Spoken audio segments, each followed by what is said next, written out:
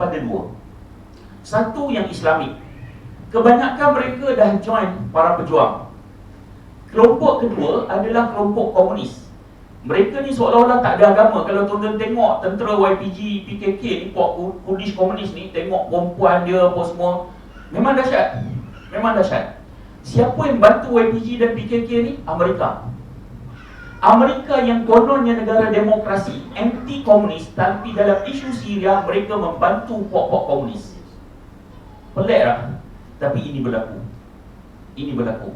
Jadi yang Turki duk lawan tu dengan pok-pok Kurdish ni, pok-pok Kurdish komunis ni.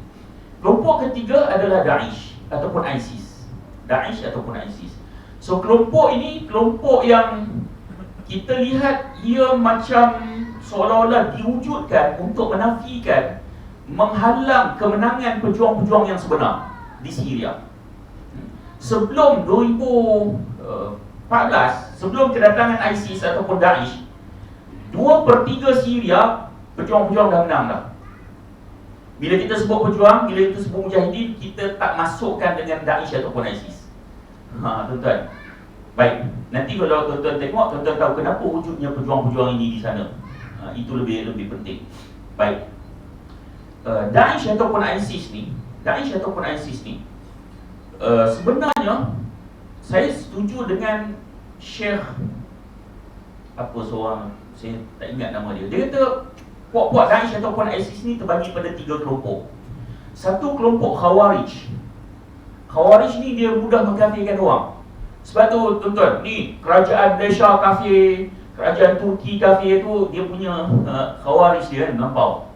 Yang kedua, kelompok ejen-ejen luar, termasuk ejen Syria ada, ejen Iran ada, ejen Amerika ada, merata ejen. Yang ketiga adalah kelompok yang nak berjuang tapi salah masuk channel. Saya andaikan orang Malaysia yang pergi sana, mereka kelompok ketiga sebenarnya. Mereka nak pergi berjuang tapi salah masuk channel.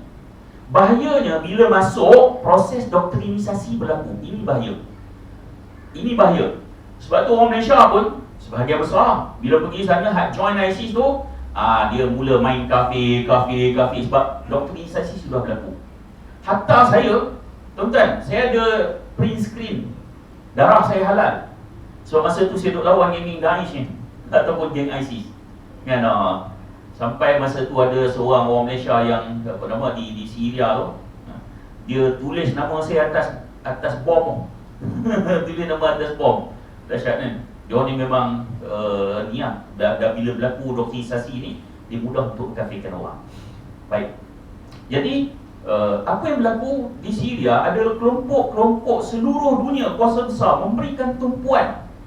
Kenapa? Mereka tahu bumi Syam ni bumi penting, bumi perhimpunan, bumi yang Nabi Isa akan turun, bumi berlakunya perang besar. Dan benteng, dalam hadis sebut benteng umat Islam yang terbaik pada ketika itu, Nabi sebut berada di Utah. Utah ni benteng terbaik umat Islam. Utah ni kalau tuan-tuan tengok dalam peta Syria, dia berada di sebelah Damsyik. Nabi sebut nanti benteng umat Islam terbaik berada di situ. Sebab itu puak-puak kufar memberikan tumpuan. Malangnya kita yang tak kisah. Sebab tu saya kata isu Palestin sangat dekat di hati umat Islam. Sangat dekat di hati umat Islam. Apa saja yang berlaku di Palestin, seorang dua terbunuh, kalau NGO lancarkan derma boleh dapat berjuta. Tapi Syria nak dapatkan kutipan derma sangat sukar. Kerana dalam mentaliti umat Islam masih beranggapan ini perang saudara. Yang tu yang jadi susah tu. Siapa suruh orang perang sama-sama sendiri? Ini yang sukar. Nanti saya akan tunjukkan akidah Syiah di Syria dan tuan-tuan boleh nilaikan sendiri itu saudara tuan-tuan ataupun tidak.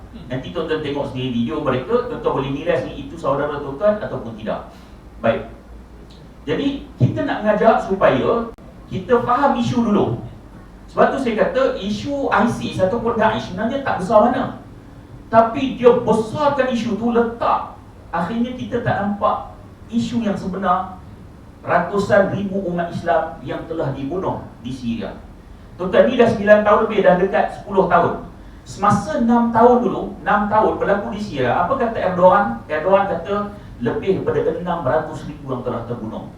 Berdasarkan perbincangan, saya pergi sana bantu umat Islam sana, kita jumpa NGO, kita jumpa rakyat Syria sendiri, pejuang pun pernah jumpa, kemudian rakyat dalam, rakyat luar, ulama kita jumpa, termasuk Rabitatul Ulama Syam, serta ulama Syam kita jumpa. Hasil perbincangan, mereka menyebut angka yang terbunuh boleh jadi telah mencapai pun 1 juta. Bayangkan, daripada Israel diberikan negara haram pada tahun 1948 sampai sekarang, angka itu baru berapa persen saja yang telah mereka bunuh jika dibandingkan dengan pembunuhan yang dilakukan di Syria. Jauh lebih besar, tapi kita tak peduli. So, kita teruskan.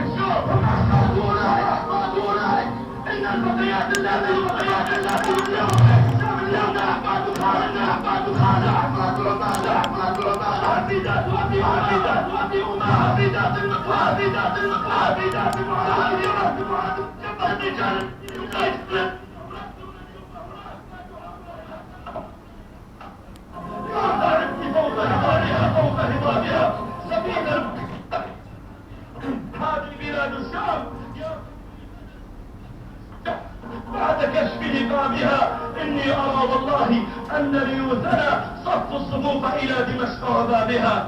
أيها المسلمون، إنما رأيناه اليوم الله، بل ما نراه خلال 3 سنوات من بطش النظام السوري أمر والله لا يحتمل لسان أن يتكلم به، ولا تطيق عين أن تنظر إليه. فتاة ترمى في وسط الطريق وتعرى من ملابسها، وهي المسلمة العفيفة المتحجبة، ثم يتعاقب 100 باغ على اغتصابها، والناس مختبئون وراء الجدران. كلما انطلق أحد قلب وقتل، حتى جعل الرجل يقتل جلب الرجل وهم يقذفونهم قرصا.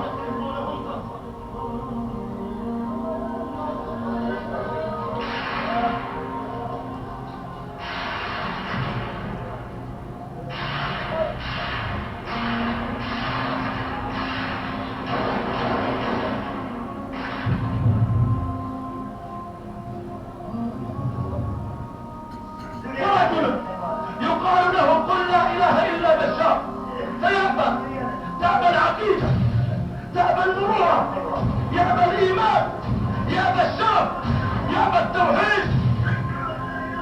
فلا يزالون يضربون ويأخذون الحروف ويضربون بها حيه، والتراب يتخلل لحيته، وهم يقولون قل لا إله إلا بشار، وهو يقول لا إله إلا الله،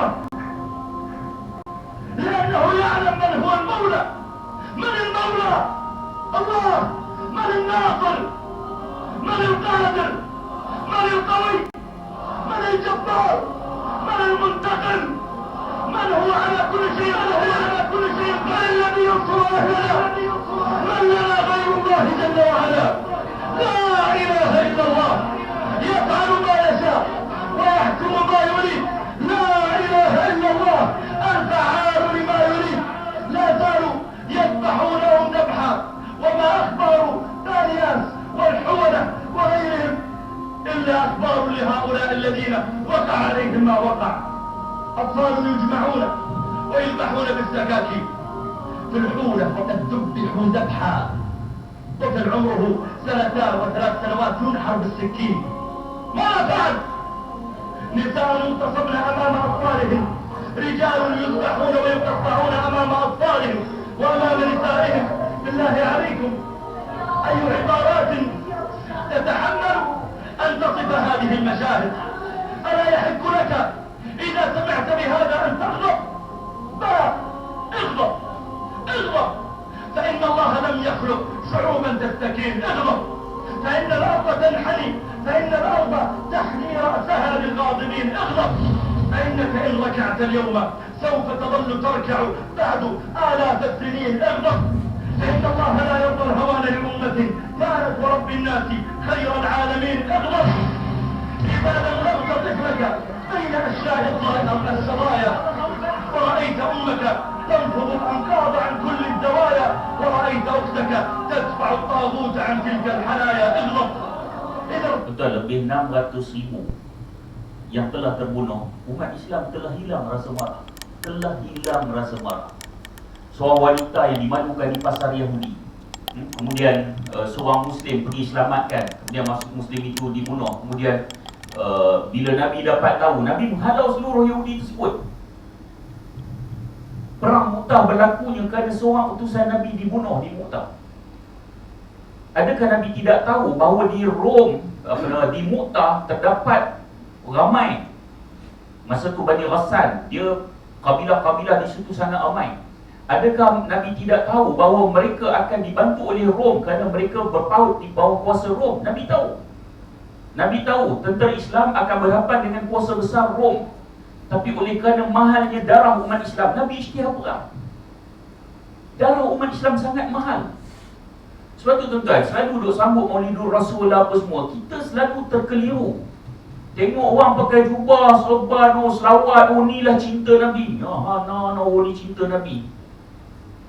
Bukan itu petunjuknya. Agak-agaklah tuan-tuan, kalau Nabi masih hidup lah, tuan-tuan, di Iraq, daripada perang Teluk Pertama, saya baca dia punya report dia, pembunuhan secara langsung dan tidak langsung sampai sekarang, pembunuhan kesan daripada peperangan 2 juta telah terbunuh.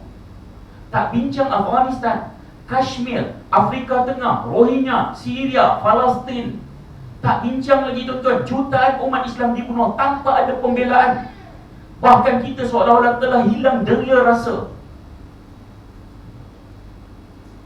Agak-agaklah Nabi kalau hidup, yang Nabi telah mengisytihar perang apabila seorang umat Islam dibunuh di Mu'tah. Kalau Nabi hidup, Nabi berdiam diri ke dengan apa yang berlaku sekarang? Mustahil.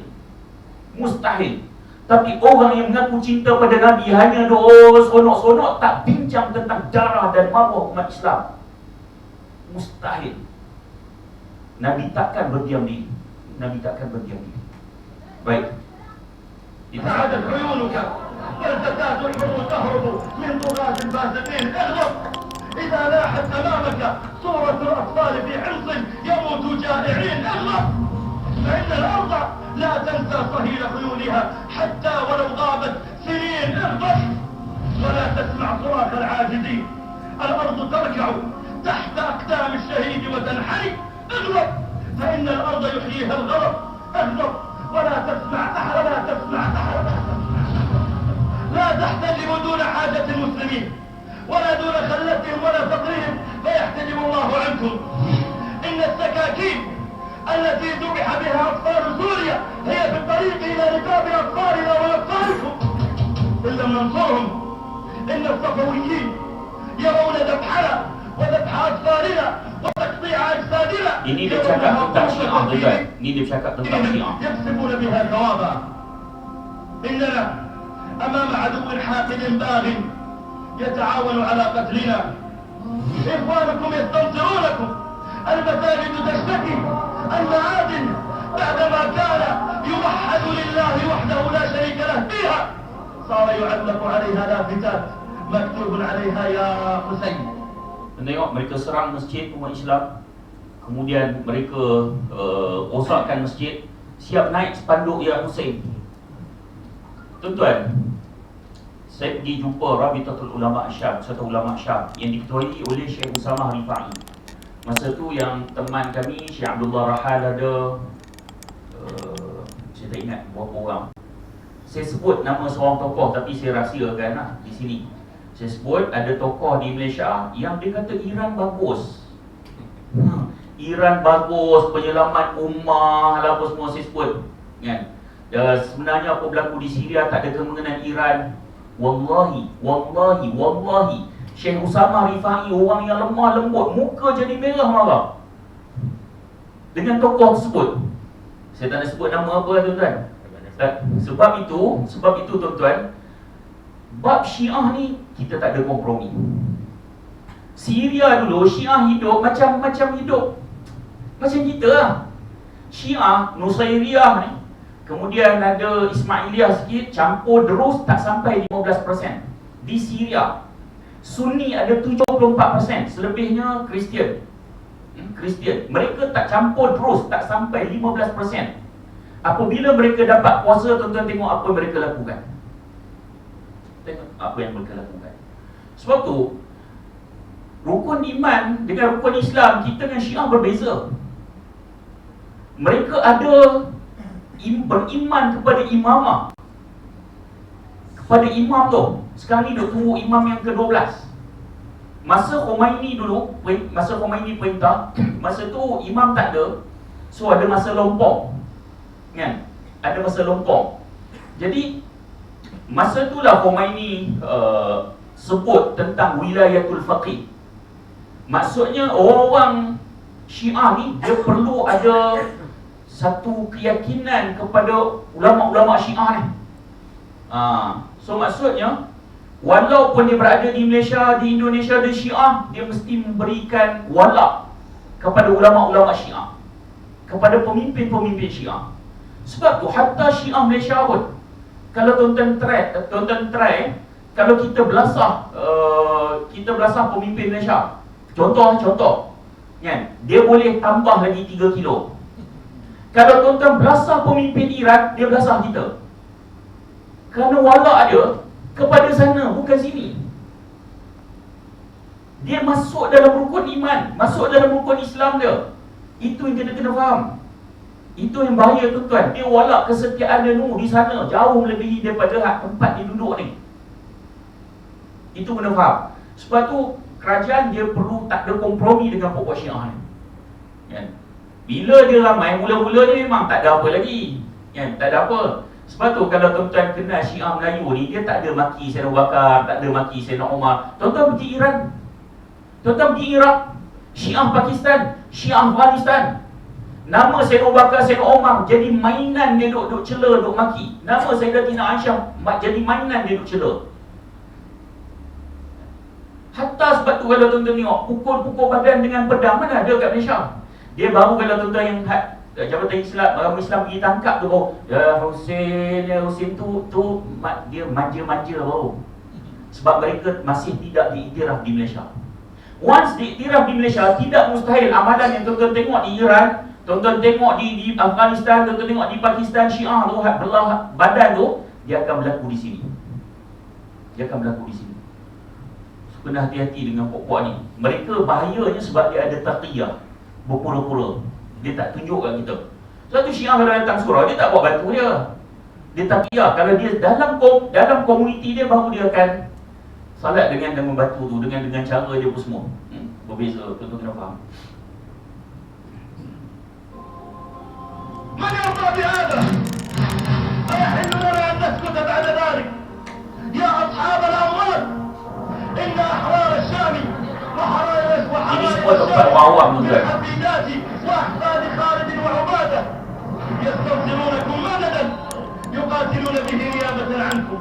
أقسم بالله أقسم بالله أقسم بالله إن تمكن الصفويون اليوم في حرب سوريا، إن تمكنوا من الشام، فإن الطريق ماض على بقية بلدان المسلمين. اجتمع. Apa kata Syekh Al-Arifi? Dia kata hari ni kalau bumi Syam puak Syiah dapat, dia akan ambil semua negara umat Islam. Kita tengok di Lebanon, Iran punya apa nama proksi tu Hizbullah. Dia buat kacau di Lebanon. Di Yaman, Syiah Houthi. Juga Iran bagi senjata.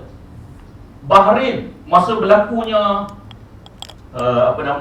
Arab Spring, satu-satunya negara yang Syiah yang buat ni adalah di Bahrain. Kerana mereka ramai di sana. Jadi tuan-tuan, Iran terlibat secara langsung mengeksport revolusi dia. Kalau orang kata Iran tak ekspor revolusi, bohong. Zaman Khomeini lagi dah ada ucapan dia untuk nak mengekspor revolusi ni. Itu yang bahaya. So kita khawatir muka tak macam Iran, warga negara Malaysia, warga negara Indonesia, tapi Syiah, tapi ideologi ada revolusi yang macam Khomeini sebut tu. Itu yang bahaya. Baik. أمس في مصر مئات العلماء والمجاهدين اجتمع مئات العلماء ينتسبون إلى أكثر من 70 هيئة ومنظمة، حضروا من 50 دولة إلى هنا ليناقشوا القضية السورية، وخرج العلماء البارحة ببيان أعلنوا فيه وجوب الجهاد في سبيل الله. Seawal 2012, masa pemerintah Dr. Morsi lagi dah ada pengumuman ni, para ulama berhimpun. Tuan-tuan boleh baca buku yang ditulis oleh Dr. Zulkifli Al-Bakri. Dia ada tulis tentang apa berlaku di Syria. Dia senaraikan nama para ulama yang mengumumkan tentang rakyat Syria perlu bangkit. Dah ada pengumuman sebut semasa tu pemerintah Dr. Morsi. Sebab tu Dr. Morsi ni tuan-tuan, dia dimusuhi. Tuan-tuan, yang menjatuhkan Dr. Morsi ni bukan dalam sahaja, bahkan luar juga. Masa tu Dr. Morsi ada, Erdogan ada, masa tu Ismail Haniyeh ada di Palestin. Kalau gabungan pemimpin-pemimpin umat Islam yang nak pada Islam ni kuat. Jadi tuan-tuan, sebab tu mereka jatuhkan Dr. Morsi. Dr. Morsi pun mati dalam penjara dengan sangat mencurigakan. Jadi tuan-tuan tengok, ini antara pejuang yang ada di Syria.